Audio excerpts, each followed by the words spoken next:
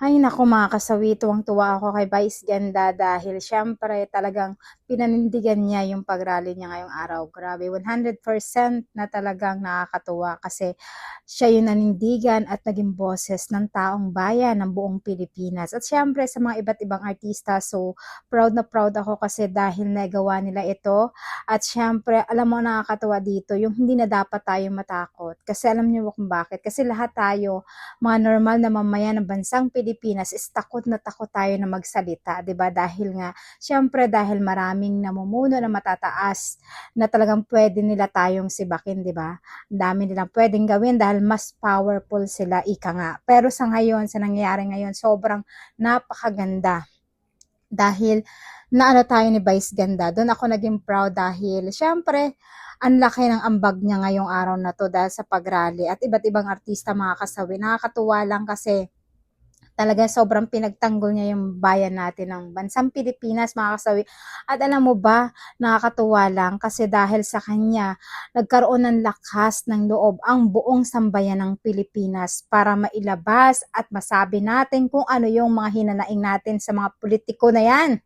Ayan, sa mga magnanakaw na yan, sobra na talagang halos tayo nagkandadarapa na mga mahihirap para lang magkaroon ng pagkain, ayan, para magkaroon tayo ng ating pang-araw-araw na kinikita sa maliit na sintimo, pero sila mayaman na nga, mas lalo pang yumayaman dahil sa korupsyon mga kasawi. Ang masakit pa neto, alam mo kung ano?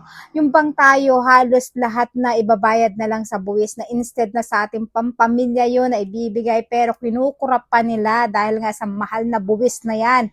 Pero yung ending sila din pala yung nagnanakaw at lalo silang yumayaman. At alam niyo ba kanina sa pagmesa nga ni Father, eto yung natutunan ko talaga.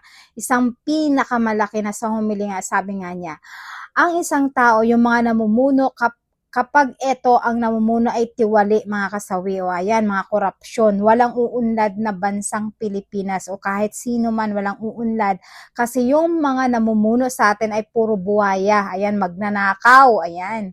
Kaya wala talagang magiging maunlad na bansa kapag ganito yung namumuno sa atin talaga. Kahit sino pa yung papalit, pero kung korupsyon at korupsyon, magnanakaw, walang mangyayari sa atin mga kasawi. Kaya sana hopefully yung mga darating, ayan, sa 2018, sa darating na halalan, yung maghahawak sa ating bansa, sa pumuno ng ating bansa, kailangan hindi na sila maging korap para naman makaahon tayo sa ating ganito mga kasawi, sa ating bansang Pilipinas. Kasi kapag korupsyon na naman iniral mga kasawi, babagsak at babagsak ang buong Pilipinas. Ang mahihirap ay lalong humihirap. Ayan.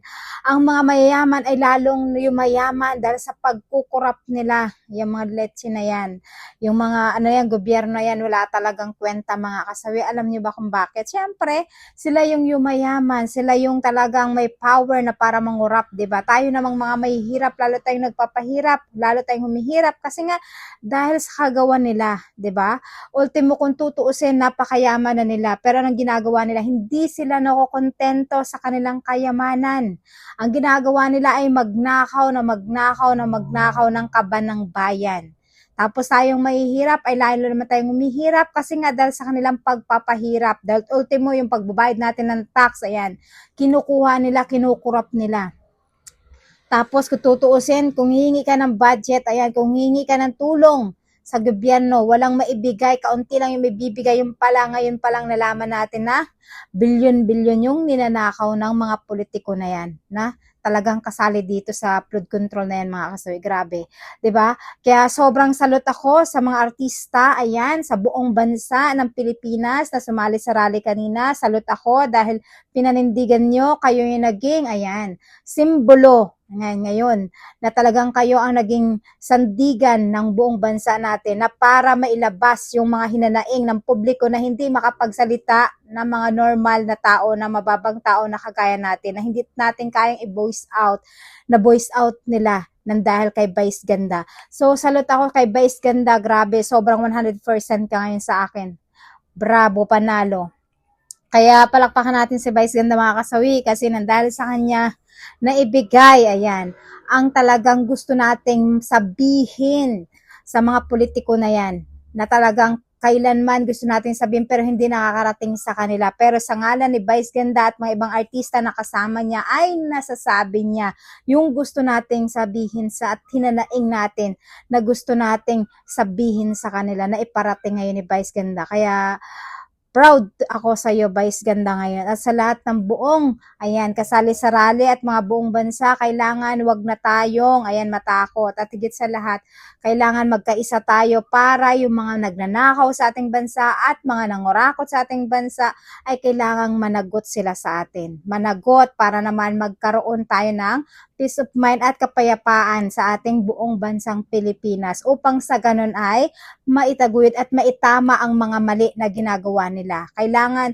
aksyonan niya ng ating presidente na si Bongbong Marcos upang sa ganun ay hindi siya maging katawa-tawa pagdating ng araw. Kasi pag hindi niya ito binigyan ng solusyon mga kasawi, so ibig sabihin isa lang yan ang sigaw ng bayan. Kayo na yung humatol. Kasi 'di ba kung tutuusin, ang daming Pilipino yung niloko, buong bansa yan buong Pilipinas yung niloko ng mga magnanakaw na yan. Kaya kailangan maaksyonan niya ng ating presidente na si Bongbong Marcos. So eto na yung way mo, eto na yung paraan mo para maipakita mo na talagang ikaw ay isang ating presidente. Dapat maitama mo yung mga mali na ginagawa ng mga magnanakaw na yan. At sa pamamagitan nito, kapag naayos ni Bongbong Marcos ng ating presidente ang ganitong tiwali na ginagawa ng mga namumuno para matakot na sila, 'di ba? Para pagbayaran nila yung mga ginagawa nilang pagnanakaw at kurakot sa ating buong bansa. So yan, waiting tayo kay ating mahal na Pangulo kung ano ang gagawin niya sa atin sa buong Pilipinas, kung ano yung magiging action niya dito sa mga corruption na ito na nagnakaw sa ating kaban ng bayan, mga kasawi. So yun lang po yung aking suggestion, mga kasawi, at advice, at syempre sa ating mga naisabi ko ano yung suggestion natin. So yun lang po yung aking opinion. So maraming salamat sa iyo, Vice Ganda. Salute.